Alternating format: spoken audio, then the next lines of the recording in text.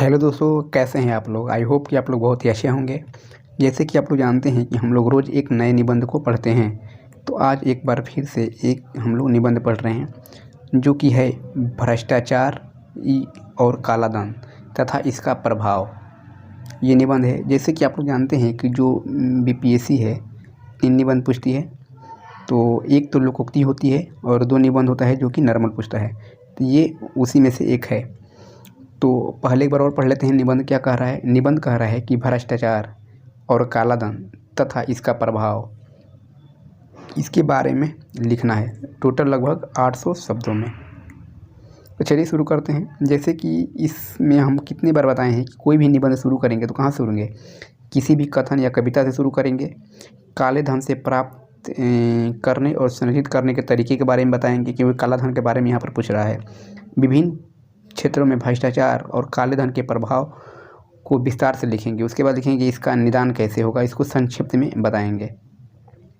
और भविष्योन्मुखी इसके थोड़ा सा होते हुए निष्कर्ष लिखेंगे। तो ये इस तरह से करके लिखेंगे, तब आपका जो निबंध है एक बेहतर निबंध होगा। तो चलिए शुरू करते हैं इसको हम लोग लिखने का। आज़ादी के 25वीं सालगिरह पर पूर्व प्रधानमंत्री अटल बिहारी वाजपेयी ने पूर्व प्रधानमंत्री राजीव गांधी की एक भाषण में कहे गए वाक्यांश को समर्थन करते हुए कहते हैं कि केंद्र के 1 रुपया भेजा जाता है तो वहां तक पहुंचते पहुंचते 19 पैसा रह जाता है। यहाँ प्रश्न उठता है कि आखिर शेष पैसा कहाँ चला जाता है। इसका उत्तर हरिवंश राय बच्चन की कविता से समझ सकते हैं।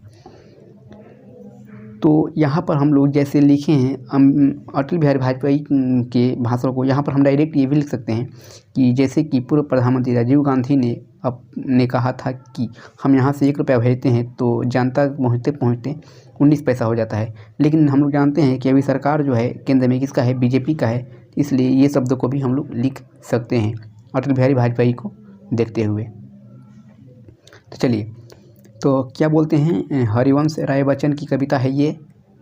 ऊपर ऊपर पी जाते जो पीने वाले हैं, ऊपर ऊपर पी जाते जो पीने वाले हैं, कहते ऐसे ही है जो जीने वाले। जीने वाले जो यानी जो हम लोग हैं, वे लोग क्या कहते हैं कि ऊपर ऊपर पी जाते हैं जो पीने वाले हैं। इस बात से हम समझ सकते हैं। देखिए, ये भ्रष्टाचार में भी लागू होता है और दूसरे सेंस में, दूसरी जगह पर भी इसको हम लोग उपयोग कर सकते हैं। तो चलिए इसको अब हम लोग लिखते हैं। ऊपर ऊपर पीने की आदत है वही तो भ्रष्टाचार, यानी कि किसी व्यक्ति या संगठन द्वारा पद का दुरुपयोग कर व्यक्तिगत लाभ कमाने की प्रवृत्ति ही भ्रष्टाचार है। और भ्रष्टाचार से अर्जित धन को ही काला धन होता है। इस प्रकार काला धन वह धन होता है जो कानूनी रूप से वैध नहीं होता है। ऐसे धन पर टैक्स नहीं दिया जाता है। परंतु समानांतर अर्थव्यवस्था का सही आंकलन करना संभव नहीं है। यह देश तथा विदेश का विस्तृत है। फिर भी मौद्रिक विधि और इनपुट आधारित विधि द्वारा काले धन को मापने का प्रयास किया जाता है। भारत सरकार के वित्त मंत्रालय ने 2014 में एक गुप्त अध्ययन किया, जिसका निष्कर्ष निकला कि लगभग 90% बेहिसाब धन देश के बाहर है। इसी प्रकार पनामा और पैराडाइज पेपर लीक में भारत से जुड़ी 933 संस्थाएं 2353 करोड़ रुपए को अघोषित क्रेडिट पता चला है। जैसे कि यहाँ पर हम समझ सकते हैं कि काला धन कौन है, जिस पर हम लोग लोन टैक्स नहीं देते उसको। तो फिर भी पता नहीं चलता है, टैक्स नहीं देते हैं कि काला धन कितना है, लेकिन फिर भी गुप्त चीज़ें और कोई मौद्रिक नीति है उससे हम लोग पता लगाते हैं कि काला धन कितने हैं। 2014 में एक बार पता लगाया गया जिसमें पता चला कि लगभग जो 90% जो धन है, जो आरबीआई छापी जो पैसा, वे कहाँ पर है, तो वे देश के बाहर रखा हुआ है। इसी में पनामा का आप लोग नाम सुने होंगे और पैराडाइज पेपर लिख के आप लोग सुने होंगे। यहाँ तक कि जुड़ी लगभग 930 संस्थाएं हैं भारत की, जो कि वहाँ पर रजिस्टर है। और कुल रुपया पैसा की बात किया जाए तो लगभग 2353 करोड़ रुपया जो है अघोषित किया गया है। फिर से आखिर प्रश्न उठता है कि काले धन को कैसे प्राप्त किया जाता है और उसे कैसे संरक्षित किया जाता है। काले धन को पाने हेतु दो स्तर पर भ्रष्टाचार किए जाते हैं। पहला, कानूनी स्तर पर भ्रष्टाचार। इसके अंतर्गत कानून के तहत कार्य करते हुए भ्रष्टाचार किया जाता है तथा सरकार एवं अन्य अधिकारी किसी भी प्रकार की सूचना देने से बच जाता है। जैसे अचल संपत्ति खरीदने में कुछ पैसा बैंक के माध्यम से लेना और कुछ नकदी देना। यही नकदी रुपये काले धन के अंतर्गत आ जाते हैं। दूसरा, अवैध तरीका। इसके लिए जो होता है रिश्वतखोरी, दोहरा व्यवहार, योग्यता की अवहेलना पर पैसा लेकर युग को चयन कर देना, उपहार लेना आदि भ्रष्टाचारी कार्य आते हैं। अब प्रश्न उठता है कि काले धन को संरक्षित कैसे किया जाता है। इसके लिए दो तरीके अपनाए जाते हैं। पहला, आंतरिक स्रोत। इसके तहत नोट संग्रह, धातु संग्रह, अचल संपत्ति संग्रह तथा दूसरा, बाह्य स्रोत। इसके तहत विदेशी बैंकों में पैसा को जमा कर देना, विदेशों में अचल संपत्ति शेयरों में निवेश कर टैक्स हेवन देशों में पैसा को जमा किया जाता है। टैक्स हेवन में जहाँ की जो टैक्स है कम लगता है अपने देश की अपेक्षा, उसको टैक्स हेवन देश कहते हैं। काले धन अर्जित करने का मुख्य कारण है व्यक्ति की समाजी शास्त्रीय पृष्ठभूमि, मनोवैज्ञानिक दृष्टिकोण, उपभोक्तावादी प्रवृत्ति, पारंपरिक मूल्यों की कमी, उच्च कराधान और सत्यनिष्ठा, पारदर्शिता तब जवाबदेहिता जैसी नैतिकता का ह्रास होना। इन सभी कारणों से करवंचना की प्रवृत्ति आरंभ होती है। करवंचना करना भ्रष्टाचार ही है और इसी के साथ काला धन रूपी दैत्य असुरा की भांति मुँह फैलाया जाता है, इसका कोई सीमा नहीं है। तो समझ गए कि काला धन का कारण क्या क्या हो सकता है। जैसे कि समाज शास्त्रीय पृष्ठभूमि होता है, जो मतलब कोई होता है कि जिस समाज से आता है उसी में अगर भ्रष्टाचार है तो वो भी करेगा भ्रष्टाचार। उसके बाद मनोवैज्ञानिक प्रवृत्ति, हर आदमी को चाहता है कि हम थोड़ा ज़्यादा पैसा कमाएं, वही थोड़ा सा गुण हो जाएगा। उपभोक्तावादी, अगर जितना आपके पास है वो अगर उससे खुश नहीं है और चाहते हैं कि कुछ हमारे पास हो जाए, घड़ी कार हो जाए, कार है तो बेहतर कार हो जाएगा, उससे भी बेहतर लेंगे, थार ले लेंगे, रेंज रोवर ले लेंगे, ये सभी कार क्या हो जाएगा। उसके बाद पारंपरिक मूल्य भी कमी है आप में, सत्यनिष्ठा और पारदर्शिता आप में कमी है तो आप भ्रष्टाचार करेंगे।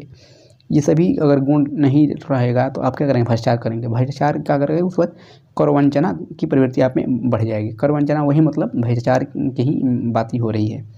फलतः काला धन कहीं न कहीं व्यक्तिगत स्तर से लेकर राष्ट्रीय और अंतर्राष्ट्रीय स्तर पर विपरीत प्रभाव डालता है। इसका प्रभाव पड़ रहे हैं।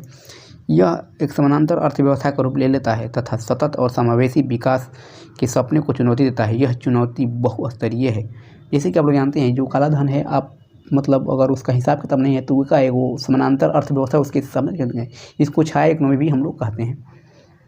तो चलिए इसमें आगे कहते हैं, हम 2026 तक वैश्विक स्तर पर चौथी सबसे बड़ी अर्थव्यवस्था तथा 2027 तक तीसरी सबसे बड़ी अर्थव्यवस्था का सपना देख रहे हैं, पर काला धन जैसी दैत्य हमारे इस स्वप्न को चकनाचूर करने में लगा है। काले धन के कारण अर्थव्यवस्था के मूल आकार को मापना कठिन हो जाता है। फलतः आर्थिक विकास और योजनागत विकास पर विपरीत प्रभाव डालता है और अर्थशास्त्रियों को अनुमान असत्य साबित होने लगता है। मौद्रिक और राजकोषीय निधि का निर्धारण में बहुत कठिनाइयाँ आती है। काले धन के कारण सरकार के राजस्व में कमी आती है। फलतः सरकार को घाटा उठाना पड़ता है। इस घाटे को पूर्ति हेतु घाटे की बचत लानी पड़ती है। सरकार को अपने व्यय को पूरी करने हेतु कर को बढ़ाना पड़ता है, जिससे कि आम आदमी पर कर की बोझ बढ़ते जाता है और उच्च कराधान की समस्या उत्पन्न हो जाती है। बाजार में रुपए की तरलता बढ़ जाती है। इससे मुद्रास्फीति भी बढ़ती है। मुद्रास्फीति बढ़ने से महंगाई बढ़ जाती है और आम जनता की कठिनाइयों को सामना करना पड़ता है। इस तरह से देख लीजिए कि कौन कौन सी इसका प्रभाव हो सकता है। चूँकि भ्रष्ट लोग कर वंचना करते हैं, इससे देश की राष्ट्रीय आय में कमी आती है, परंतु दूसरी ओर कभी कभी काले धन की कुछ मात्रा अर्थव्यवस्था में सम्मिलित होती है, जो कि उस समय राष्ट्रीय आय में उछाला जाता है। अतः काले धन के कारण देश के राष्ट्रीय आय का सटीक अनुमान लगाना भी कठिन हो जाता है। सरकार की आय में कमी आने से लोक कल्याणकारी योजनाओं पर विपरीत प्रभाव पड़ता है। सरकार इस योजनाओं पर खर्च करने से बचती है तथा कोई योजनाओं का भी शुभारंभ करना नहीं चाहती है। इसके अतिरिक्त सरकार देश की सामरिक सुरक्षा, रक्षा, बजट अन्वेषण जैसे से समझौता करना पड़ता है। जब पैसा ही नहीं रहेगा तो इन सभी क्षेत्रों पे कैसे हम लोग खर्चा करेंगे। भ्रष्टाचार और काला धन का नकारात्मक प्रभाव समाज पर पड़ता है। लोगों में अपराध की प्रवृत्ति बढ़ने लगती है। आम जन गुणवत्तापूर्ण सार्वजनिक सेवाओं तथा वस्तुओं की उपलब्धता से वंचित हो जाता है। वे स्वयं द्वारा निर्वाचित सरकार पर ही प्रश्न खड़ा करने लगता है। जनता का सरकार पर से भरोसा उठने लगती है तथा यह लोकतांत्रिक के लिए शुभ संकेत नहीं माना जाता है। काले धन से लोगों के मध्य असमानता बढ़ती है। असमानता की इस खाई से अमीरी गरीबी को चौड़ाई बढ़ती जा रही है।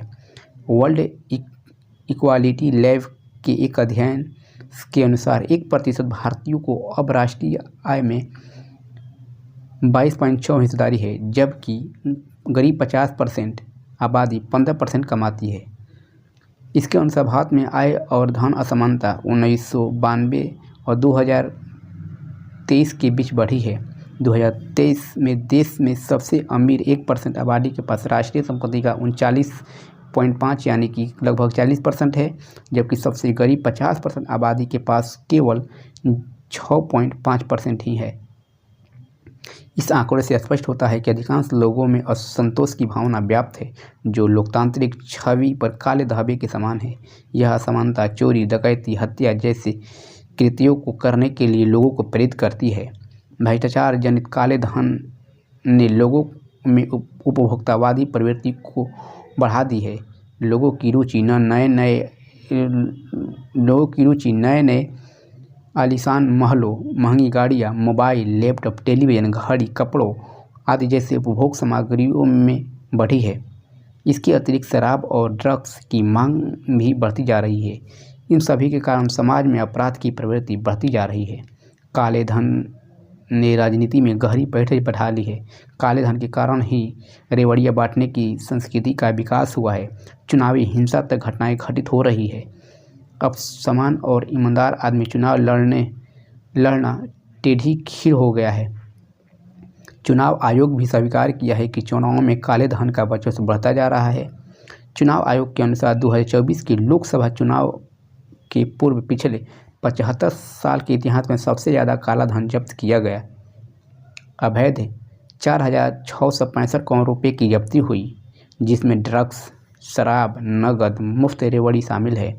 मुफ्त रेवड़ी के रूप में 1143 करोड़ रुपए की जब्त हुई। यह लोकतंत्र की छवि को धूमिल कर रही है, जो कि चिंताजनक स्थिति है। धर्म के क्षेत्र में भी काले धन का प्रवेश हो चुका है।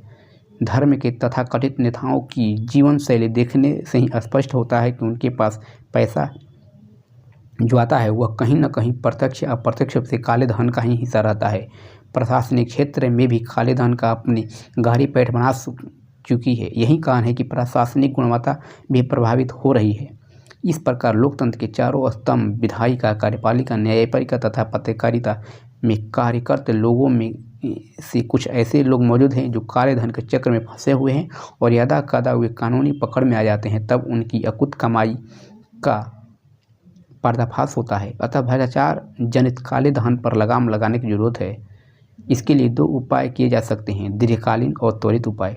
सरकार को काले धन पर नियंत्रण हेतु कई कानून बनाए हैं तथा प्रशासनिक संस्थाओं का गठन भी किया है, जैसे कि धन शोधन निवारण अधिनियम 2002, बेनामी लेन देन संशोधन अधिनियम 2016, विमुद्रीकरण भी इसी का एक भाग है।